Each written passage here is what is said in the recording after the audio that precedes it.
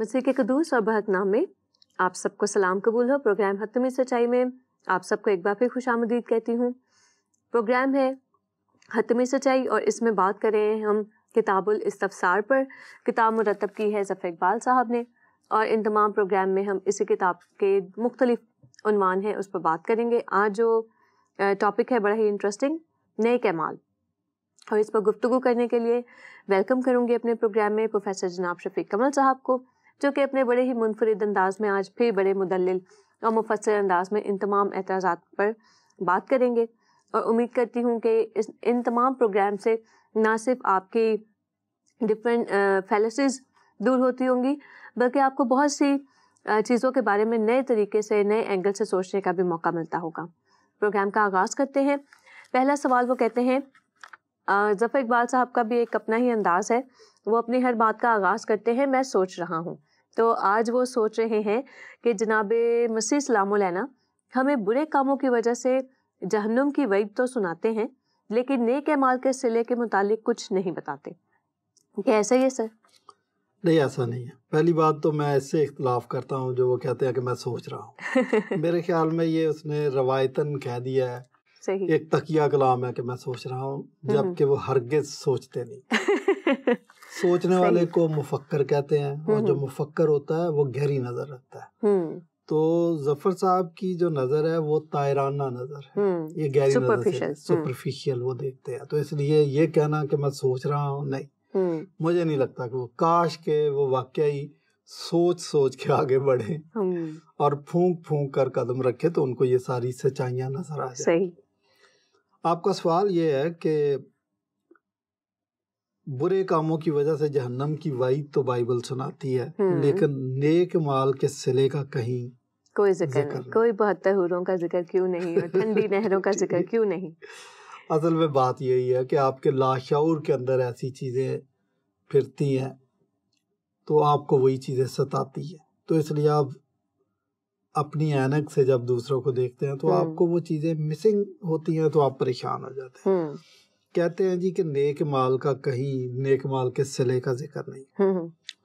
Bible تو اس پہ بہت زیادہ زور دیتی ہے، اولڈ ٹیسٹامنٹ بھرا پڑا۔ یہ ایکچولی جو 10 کمانڈمنٹس ہیں وہ نیک مال ہی ہیں۔ تو قتل نہ کرنا تو یہ نیک عمل ہے نا، جبکہ قتل کرنا ٹھیک عمل نہیں ہے۔ ماں باپ کی عزت کرنا یہ نیک عمل نہیں ہے۔ سبت کا دن پاک ماننا، جھوٹی گواہی، سارے نیک عمل۔ نیو ٹیسٹامنٹ میں آ جائیں تو نیک مال کی نفی کرنے والوں کو وعید سنائی گئی ہے۔ لکھا ہے کہ اب تو درختوں کی جڑوں پر کلہاڑا رکھا ہے، جو درخت اچھا پھل نہیں لاتا کاٹا اور آگ میں ڈالا جاتا ہے۔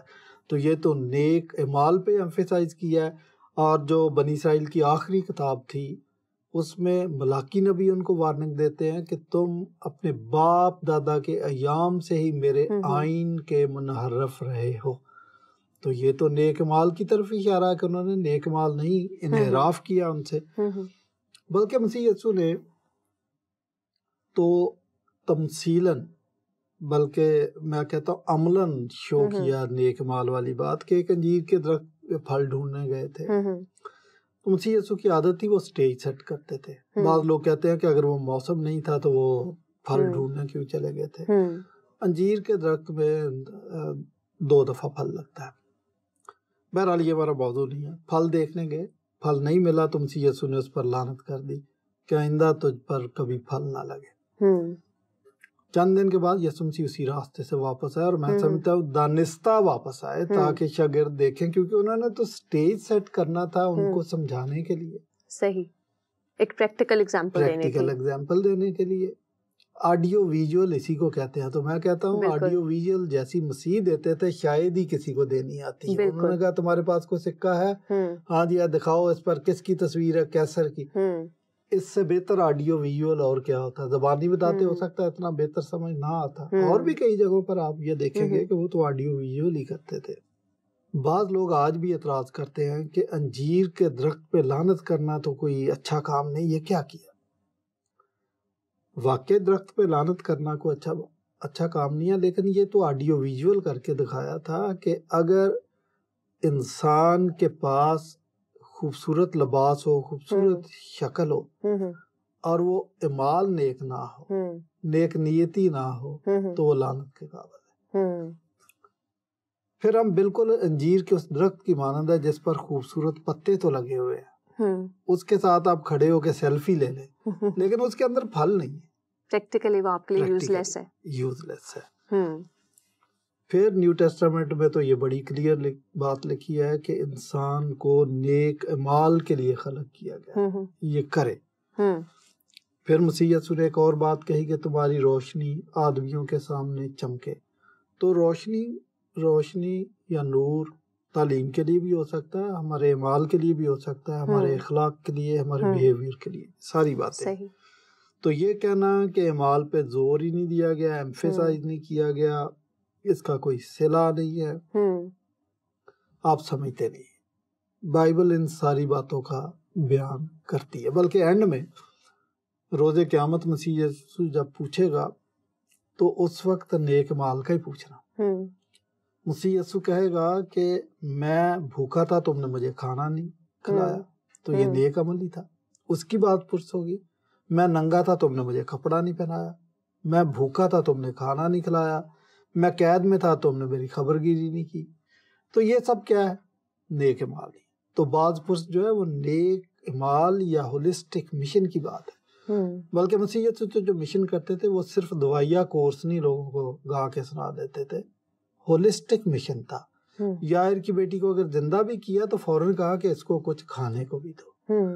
ٹھیک ہے، 5000 لوگ آئے تھے تو یہ نہیں کہا اچھا بھائی دعا ہوگی، ٹھیک ہے آمین بول دیا نا اب آپ کی چھٹی، نہیں، شاگردوں کو کہا ان کو کھانا دو۔ حالانکہ شاگرد کیا کہتے ہیں کہ کوئی رجسٹ کر رہے تھے کہ استاد نے نئے چکر میں ڈال دیا، پیسوں کا حساب، یہ تو اتنے پیسے، اتنی روٹیاں کدھر سے لائیں گے، استاد جی چھوڑو نا بس دعا کر دی، ابھی اپنا بندوبست خود ہی کریں گے۔ مسیح یسوع نے کہا لو، کھانا دینا پرووائڈ کرنا بھی آپ کی ذمہ داری ہے۔ تو اس لیے بغیر سوچے سمجھے، بغیر پڑھے کسی پہ فتویٰ صادر کر دینا کہ یہ نیک اعمال سے بالکل آ رہی ہیں، یہ میں سمجھتا ہوں زیادہ صحیح۔ آگے وہ کہتے ہیں کہ جناب مسیح نے آسمان پر مکان دینے کا وعدہ کیا ہے، وہاں آسمان پر لوگ کس قسم کی زندگی بسر کریں گے جبکہ بیاہ شادی تو وہاں ہے نہیں؟ اب دیکھیں نا، مکان میں کریں گے کیا؟ آپ نے اچھا لقمہ دیا کہ مکان میں کریں گے کیا۔ دیکھیں یہ صرف ظفر صاحب کا مسئلہ نہیں ہے، یہ مولانا طارق جمیل صاحب کا بھی یہی مسئلہ ہے، اور بھی کئی لوگ ہیں جن کا یہ مسئلہ ہے، لیکن ان کے ذہن میں حورے ہیں، غلمان ہے، شراب ہے، سیل پیک شراب ہے، اور جن لوگوں نے یہ بھی سن رکھا ہے کہ پروردگار اپنے ہاتھوں سے پلائیں گے، سورہ دہر کے اندر لکھا ہے، ان کو نیند کہاں آتی ہے؟ وہ تو جلدی کرتے ہیں کہ وہاں پہنچے، یہاں پہ سب کچھ ہے بھی فری، ہے بھی خالص، اور اس میں سنڈ بھی مکس ہوگی، یہ ساری چیزیں، اور 72 حوریں ملیں گی۔ اور پھر طارق جمیل صاحب تو جو مرچ مسالہ لگاتے ہیں کہ اس نے 70 تہوں والا لباس پہنا ہوگا اور پھر بھی وہ نیچے سے اس کا جسم نظر آ رہا ہوگا۔ میں کبھی کبھی کہتا ہوں کہ اگر پھر بھی جسم نظر آنا ہے تو کپڑے تو ہم پہنتے ہیں ننگا پن ڈھانپنے کے لیے، تو پھر یہ 70 تہوں والا کپڑا ضائع کرنے کی کیا ضرورت تھی؟ پھر اس کو ایسے ہی شو پیس رکھتے بھائی۔ تو بہرحال یہ ساری باتیں ان کو تنگ کرتی ہیں، اس لیے وہ کہتے ہیں کہ وہاں پر تو آپ کے مذہب کے مطابق تو بیاہ شادی ہے ہی نہیں ہے، تو آپ نے مکانوں کا کرنا کیا؟ بھائی ہمارے ہاں کانسیپٹ فرق ہے، نہ ہمیں حوروں کا وعدہ، نہ غلمان کا وعدہ، نہ خمر کا وعدہ، ہم خدا کی حضوری اور پاکیزگی پر یقین رکھتے ہیں۔ بے شک۔ اور مسیح یسوع نے اپنے شاگردوں کو یا فالوورز کو، آنے والوں کو سبز باغ دکھائے ہی نہیں تھے۔ یہ تو کہہ دیا تھا کہ میرے باپ کے پاس بہت سارے مکان ہیں، تو یہ نہیں کہا کہ ان مکانوں میں 70-72 لوگوں کی گنجائش بھی ہے۔ یہ اس قسم کا مسیح یسوع نے نہ تو سبز باغ دکھائے، نہ کوئی اندیا ہی دیا، بلکہ مسیح یسوع نے تو واضح کہہ دیا کہ وہاں پر بیاہ شادی نہیں ہوگی، فرشتوں کی طرح رہنا ہے، یہ منظور ہے تو آ جاؤ۔ بہرحال جن لوگوں کو پاکیزگی پسند ہے اور وہ خدا کی حضوری میں جانا چاہتے ہیں وہ اسی کے پیچھے جائیں گے۔ ہم یہ بھی جانتے ہیں کہ جن کو حوروں کی چاہت ہے وہ حوروں کے پیچھے جائیں گے، وہ اس جنت میں جائیں گے بھی نہیں. لیکن ہمارے لیے تو پھر طے ہے کہ ہم حوروں والی جنت میں نہیں جائیں گے. اچھا، بہت سارے مسلمان بھی اس حوروں والی جنت سے اختلاف کرتے ہیں. سر سید احمد خان نے اپنی جو تفسیر قرآن مجید کی لکھی ہے، میں وہ بیان نہیں کروں گا، اس نے سخت ترین الفاظ میں تنقید کی ہے جنت کے اس کانسیپٹ میں. غالب کہتا ہے کہ ہم کو معلوم ہے جنت کی حقیقت، لیکن دل کے خوش رکھنے کو غالب یہ خیال اچھا. آپ نے دل خوش کرنا ہے کر لیں، ان چیزوں کی حقیقت کوئی نہیں ہے. اس لیے آپ مسیح یسوع نے جس پاکیزگی کا اظہار اس دنیا میں کیا تھا، وہی پاکیزگی، اس سے کئی گنا زیادہ پاکیزگی وہ آسمان پر دینے کے لیے تیار ہے. اس لیے اسی کا وعدہ کیا. میں سمجھتا ہوں کہ جہاں خدا کی حضوری ہے، آپ اس کے نور سے آنکھیں ہی نہیں ہٹا سکتے، تو آپ کو فرصت کہاں ملے گی؟ تو آپ وہی کام کریں جس کا مسیح یسوع نے وعدہ کیا، اسی کی امید رکھیں، اور یہی ہمارے پاس زندہ امید ہے کہ ہم جئیں گے، 1000 سالہ بادشاہی میں بھی شرکت کریں گے، اور عبدالآباد مسیح کے ساتھ بادشاہی کریں گے، اور پاکیزگی کی زندگی گزاریں گے، اور خدا کی حمد و ثنا میں زندگی گزاریں گے. یہی کافی. صحیح. آگے وہ کہتے ہیں اگر برے اعمال کی وجہ سے اور ایمان نہ لانے کی وجہ سے لوگ جسمانی طور پر تکلیف اٹھائیں گے، تو جزا کے طور پر جسمانی انعام کیوں نہیں؟ دیکھیں، بائبل میں وہ لازر کی اور امیر آدمی کی جو کہانی ہے، یہ تماثیل ہے، تمثیل کے ذریعے بتایا، لیکن بہرحال سزا اور جزا ہے ضرور. تو میں تو یہ کہتا ہوں کہ اگر مسیح کی حضوری جزا ہے اور مسیح سے دور چلے جانا اس کی سزا ہے، تو یہی سزا اور جزا کے لیے بہت بڑا، کیا کہتے ہیں کہ اس میں لائن آف ڈیمارکیشن ہے. لیکن اگر واقعی اگر جہنم بھی ہے اور جنت بھی ایگزسٹ کرتی ہے، کسی صورت میں بھی ہو، تو جو بائبل نے بتایا ہم نے اسی کی امید رکھنی ہے، اور اسی کے مطابق زندگی گزارنی ہے، اور اسی کی چاہت کرنی ہے. بہرحال جو بائبل بیان کرتی ہے، بائبل یہ بیان کرتی ہے، مکاشفہ 21 باب کی 3-4 آیت آپ کے لیے پڑھ دیتا ہوں ناظرین کے لیے، کہ پھر میں نے تخت میں سے کسی کو بلند آواز سے یہ کہتے سنا کہ دیکھ، خدا کا خیمہ آدمیوں کے درمیان ہے، وہ ان کے درمیان سکونت کرے گا، اور وہ اس کے لوگ ہوں گے، اور خدا آپ ان کے ساتھ رہے گا اور ان کا خدا ہوگا، اور وہ ان کی آنکھوں کے سب آنسو پونچھ دے گا. اس کے بعد نہ موت رہے گی، نہ ماتم رہے گا، نہ آہ و نالہ، نہ درد. یعنی خدا کی حضوری ہوگی. اور پھر وہ دیکھیں، اگر آپ وہ مولانا حالی کہتے ہیں کہ فرشتے سے بہتر ہے انسان بننا، مگر اس میں لگتی ہے محنت زیادہ. ہماری جو لائن آف تھاٹ ہے وہ ڈیفرنٹ ہے، ہم اس طریقے سے سوچتے ہیں، اور جو بائبل نے ہمارے لیے مقرر کیا ہم اسی طریقے سے سوچتے ہیں. آپ جتنا بھی زور لگا دیں، جتنے بھی ہمیں لالچ دے دیں، جتنے مرضی حوروں کے لباس ہمارے سامنے آپ رکھ دیں، ڈسپلے کر دیں، ہم جنت کا وہی تصور رکھتے ہیں جو مسیح نے دیا اور بائبل. صحیح. آگے وہ کہتے ہیں نیک اعمال کو مسیحیت میں رد کیوں کیا گیا ہے؟ یہ بڑے عجیب سوال ہے. ویسے نیک اعمال کو رد نہیں کیا گیا. اصل میں ہمارے کرسچن بھی بعض جو ہوتے ہیں نا، وہ بھی زمین آسمان کے کلابے ملا دیتے ہیں جب ان چیزوں کو بیان کرتے ہیں، اور غلط بیان کر دیتے ہیں. اور پھر اور پرابلم یہ ہے کہ میری ایک دفعہ ایک پروفیسر صاحب سے ملاقات ہوئی، تو وہ مجھے جو نظریات بتا رہا تھا کرسچینٹی کے، سارے غلط بتا رہا تھا. میں نے کہا آپ کو کون بتاتا ہے یہ؟ کہہ رہا ہے ادھر مالی ہے ایک، تو وہ مجھے بتاتا ہے. میں نے کہا آپ بھی بڑے عجیب آدمی ہیں، خود آپ نے MA کیا ہوا، اور آپ کرسچن نظریات آپ سیکھتے ہیں مالی سے. تو یہ ہمارے جو نمائندگان بن کے کرسچینٹی کا تعارف کرواتے ہیں، وہ بھی غلط کروا دیتے ہیں. صحیح. بائبل نے کبھی بھی نیک اعمال کو رد نہیں کیا، بلکہ بائبل جو بات کہہ رہی ہے، نیک اعمال ہماری مسیحی زندگی کا فروٹ ہے. یعنی اگر ہم کرسچن ہیں تو وہ نیک اعمال ہماری زندگیوں سے نظر آئیں گے. اگر وہ نیک اعمال نظر نہیں آ رہے تو اس کا مطلب ہم کرسچن ہیں. جو بات فرق ہے وہ یہ ہے کہ نیک اعمال نجات کی بنیاد نہیں ہے. بائبل منع نہیں کرتی، صحیح، بائبل ایکسپیکٹ کرتی ہے. بائبل کہتی ہے کہ آپ کو، انسان کو نیک اعمال کے لیے خلق کیا گیا، لیکن نیک اعمال کی بنیاد پر جنت نہیں آپ لے سکتے. یہ دو باتیں فرق ہے. اچھا دیکھیں، یعقوب 2 باب کی 10 آیت میں لکھا ہے کہ اگر آپ نے پوری شریعت پر عمل کر لیا لیکن ایک حکم پر عمل کرنے سے قاصر رہے تو گویا آپ نے پوری شریعت کا عدول کر لیا.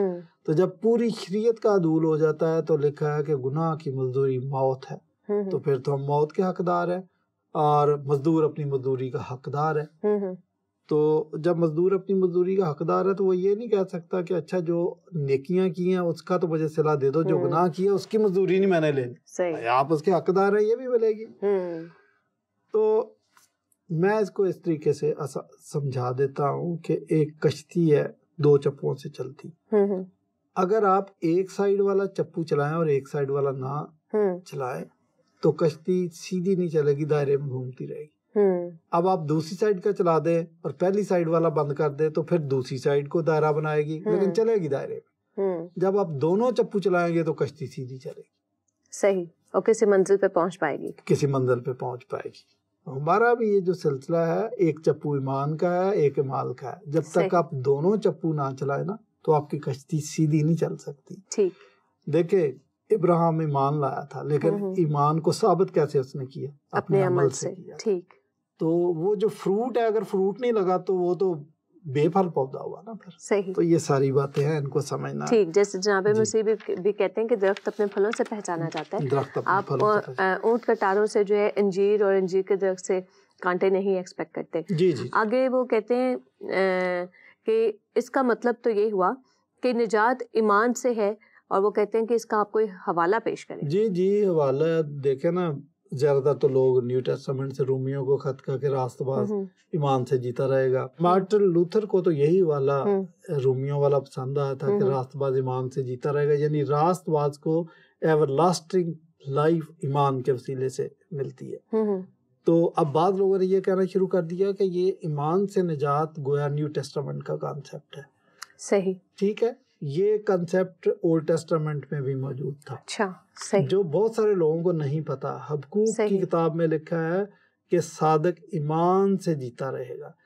تو جو صادق ہے وہ راست باز ہے. تو اس کا بھی مطلب یہی ہے, یہ ہم مانی دونوں فکرے ہیں کہ راست باز ایمان سے زندگی پائے گا, ادھر ایک راست باز ایمان سے, صادق ایمان سے جیتا رہے گا.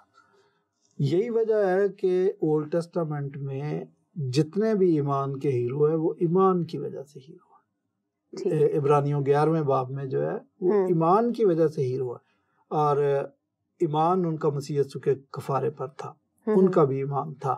کیونکہ پترس کے خط میں لکھا ہے کہ انبیاء اکرام ایون فرشتگان بھی اس وقت کو, اس ایونٹ کو دیکھنے کے مشتاق تھے کہ بنی نوع انسان کی نجات کا بندوبست کیسے ہوتا ہے, طریقہ کار کیا ہوگا, وہ اس کے مشتاق تھے.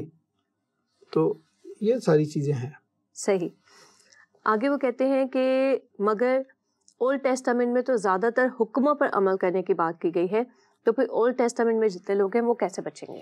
یہ میں نے بیان کر دیا نا کہ وہاں پہ بھی لکھا ہے کہ راست باز ایمان سے جیتا رہے گا. تو کیا کہتے ہیں کہ وہ بھی گاسپل کو جانتے تھے, اگرچہ گاسپل کا واقعہ اس وقت پیش نہیں آیا تھا, لیکن ایمان تو تھا نا. کہ اس کے ابراہیم کو بھی غلطیوں کے خط میں لکھا کہ پیشتر سے انجیل سنا دی گئی تھی, اور اگر ابراہیم کو انجیل سنا دی گئی تھی تو یہ ہو نہیں سکتا کہ ابراہیم اس انجیل کو لوگوں کے ساتھ شیئر نہ کرتا.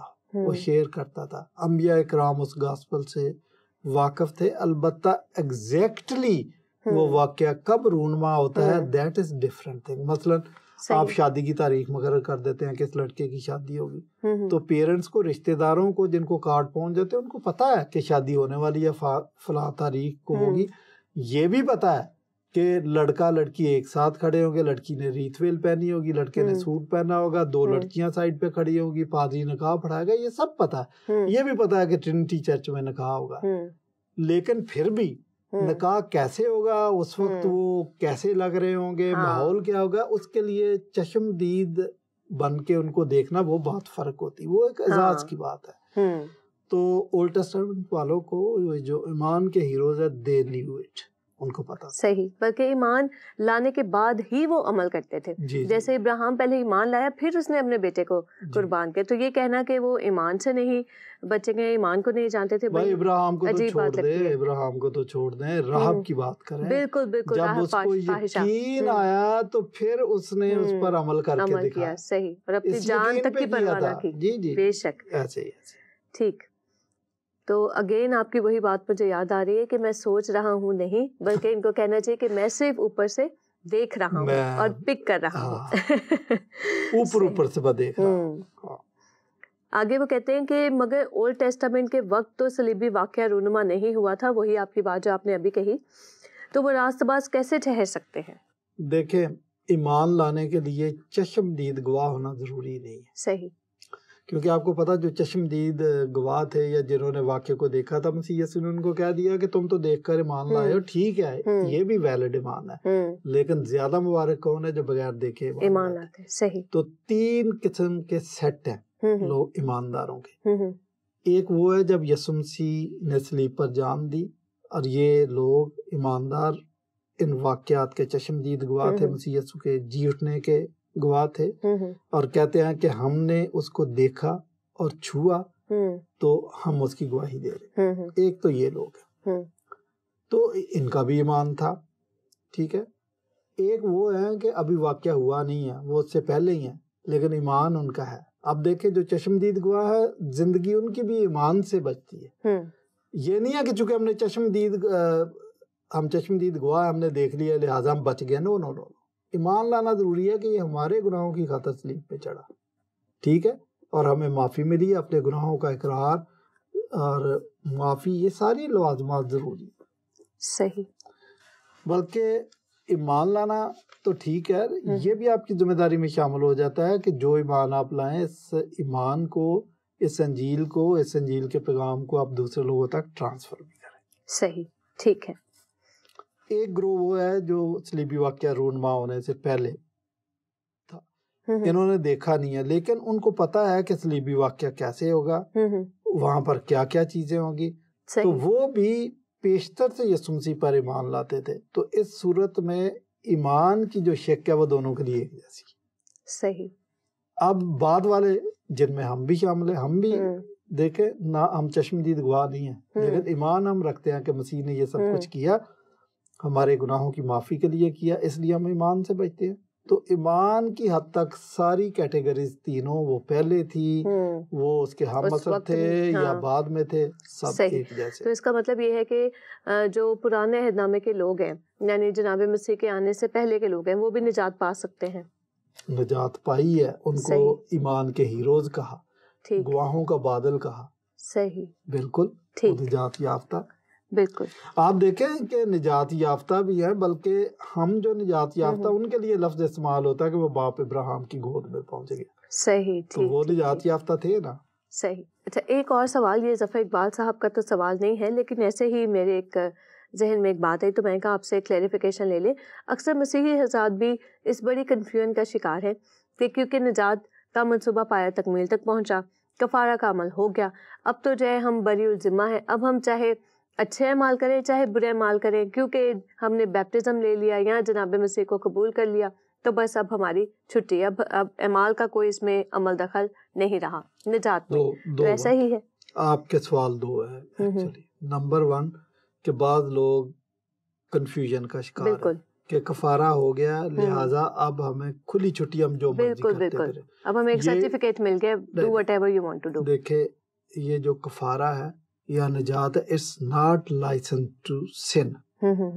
یہ گناہ کرنے کی اجازت نہیں ہمیں, بلکہ نجات کا مقصد آپ سمجھے کہ خدا نے اتنا بڑا فضل, اتنی بڑی مہربانی کی ہے کہ ہمیں تو ہماری نظروں میں مسیح یسوع کی اس منصوبے کی قدر اور وقت اور زیادہ بڑھ جاتی ہے.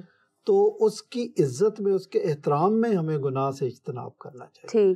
اچھا, پھر اس کی فلسفی سن لیں کہ مسیح یسوع پر جب ہم ایمان لاتے ہیں تو ہم اپنی سابقہ زندگی سے اپنے گناہوں سے توبہ بھی کرتے ہیں، لیکن دوسری ایک اور بات بھی یاد رکھیں کہ اولڈ ٹیسٹمنٹ میں لکھا ہے کہ اگر کوئی بار بار تنبیہ پا کر گردن کشی کرتا ہے تو میں اس کی بالدار کھوپڑی کو چیر ڈالوں گا اور کوئی چھڑانے والا نہ ہوگا۔ تو یہ بھی خیال رکھنا چاہیے کہ یہ لائسنس ٹو سن نہیں ہے، بلکہ ہمیں خداوند کے خوف میں رہ کے زندگی گزارنی ہے۔ ایک تو یہ ہو گیا۔ تو دوسرا سوال آپ کا یہ تھا کہ کیا آپ نے سوال پوچھا تھا؟ میں نے یہ کہا کہ پھر اس کا مطلب ہے کہ اعمال، وہ اکثر لوگ یہ کہتے ہیں جیسے آپ نے پہلے کہ ہمیں اعمال کی ضرورت ہی نہیں ہے۔ نہیں، یہ دیکھیں، میں نے جو بات واضح کی ہے میں نے جواب پہلے دے دیا، آپ اس کو ذرا غور کریں اس پہ بھی میں نے کہا کیا تھا۔ میں نے یہ کہا کہ اعمال پر نجات کا انحصار نہیں ہے، لیکن یہ کہنا کہ اعمال غیر ضروری ہیں یہ مسکنسیپشن ہے۔ ٹھیک، بلکہ دوہری ذمہ داری آ گئی، دوہری ذمہ داری آ گئی ہے اب آپ پہ۔ ایک تو اخلاقاً ہم نے یہ سب کچھ کرنا ہے اور ایک مسیح کی محبت میں کرنا ہے، پھر اپنے آپ کو کرسچن شو کرنا ہے، اور جب تک ہماری زندگی سے اچھے اعمال ظاہر نہیں ہوتے تو پھر اس کا مطلب ہمارا ایمان بھی مردہ ہے۔ ٹھیک، کیونکہ یہ ایمان کا ثبوت ہی یہی ہے۔ ٹھیک، اگر تو ہمارا ٹرو ایمان ہے، ٹرو کنورشن ہے اور ہم سچے دل سے تائب ہوئے تھے تو اس کا رزلٹ کیا ہے؟ رزلٹ ہمارے اعمال ہی کہ اچھے ہوتے ہیں۔ جیسے کوئی چور ہو اور جناب مسیح پہ ایمان لانے کے بعد بھی وہ چوری نہ چھوڑے تو پھر ایمان اس کا کیا مطلب؟ ایمان میں گڑبڑ ہے بھائی، اور اگر ایمان ٹرو ہے تو وہ چوری نہیں کرے گا۔ بہت شکریہ پروفیسر جناب شفیق کمل صاحب، ان تمام باتوں کا بڑے ہی آسان مثالوں کے ساتھ آج آپ نے ایکسپلین کیا اس چیز کو، اور بہت سے مسلمان دوستوں کی ہی، بہن بھائیوں کی ہی نہیں بلکہ بہت سے مسیحی حضرات کے بھی مسکنسیپشنز بہت زیادہ دور ہوئے ہوں گے، خاص طور سے اس ایک بات پر کہ نجات کے بعد اگر ہم اعمال نہیں رکھیں گے یا ہماری زندگی سے کوئی پھل ظاہر نہیں ہوگا تو ہم کیسے پہچانے جائیں گے کہ ہم انگور کی بیل ہیں یا جو ہے کانٹے دار جھاڑی ہیں؟ یہ سب ظاہر ہوتا ہے ہمارے اعمال سے۔ تو بہت شکریہ پروفیسر جناب شفیق کمل صاحب، اور آج کے اس پروگرام میں جو ایک بڑی خوبصورت مثال مجھے بڑی پسند آئی، کشتی کی مثال، اور جیسا کہ ہم جو ہے پورٹ سٹی میں رہتے ہیں، اولدو ہم میں سے بہت سارے لوگ شاید سمندر پہ نہ گئے ہوں، میرا سمندر پہ جانا ہوا اور میں نے واقعتاً یہ دیکھا کہ اگر ہماری کشتی کو سیدھا چلنا ہے، کسی منزل پر پہنچنا ہے، کسی ڈائریکشن میں جانا ہے تو کشتی اسی وقت تک بیلنس ہوگی جبکہ اس کے دونوں چپو چل رہے ہوں گے، آپ کا سیدھا ہاتھ کا چپو بھی اور دائیں ہاتھ کا، بائیں ہاتھ کا، دونوں چپو۔ تو اگر آپ کسی منزل تک پہنچنا چاہتے ہیں تو پھر یہ آپ پر منحصر ہے، لیکن اگر آپ زندگی کے دائروں میں پھنسے رہنا چاہتے ہیں، اپنے آپ کو زندگی کے انہی کاموں میں پھنسائے رہنا چاہتے ہیں، تو پھر آپ کی کشتی صرف ان دائروں میں ہی گھومتی رہے گی، اور پھر ایک دن ایسا نہ ہو کہ خداوند کا ہاتھ ظاہر ہو اور وہ کہے منے منے تکیل و فرسین۔ یہ ہاتھ اس وقت ظاہر ہوا جب ایک بادشاہ، پرانے عہد نامے کے ایک بڑی مشہور ہی واقعہ ہے، ایک بادشاہ اپنے تمام مہمانوں کے ساتھ مے نوشی کر رہا تھا اور خوب مسرور تھا اپنی محفل میں کہ اس نے کہا کہ ہیکل کے لائے گئے ظروف میرے سامنے پیش کرو، اور اس نے ان میں مے نوشی شروع کی، اور اچانک سے خداوند کی طرف سے ایک ہاتھ ظاہر ہوا اور اس نے دیوار پر لکھا منے منے تکیل و فرسین۔ کہیں آج یہ ہاتھ پھر ہماری زندگی میں تو ظاہر نہیں ہوتا۔ اس جملے کا مطلب تھا میں نے تجھے ترازو میں تولا اور تو کم نکلا۔ آئیے اپنی زندگیوں کا جائزہ لیں اور دیکھیں کہ ہم کیا سوچتے ہیں، کیا کرتے ہیں۔ اسی کے ساتھ آج کے اس پروگرام سے مجھے اور میری ٹیم کو، پروفیسر جناب شفیق کمل صاحب کو اجازت دیجیے۔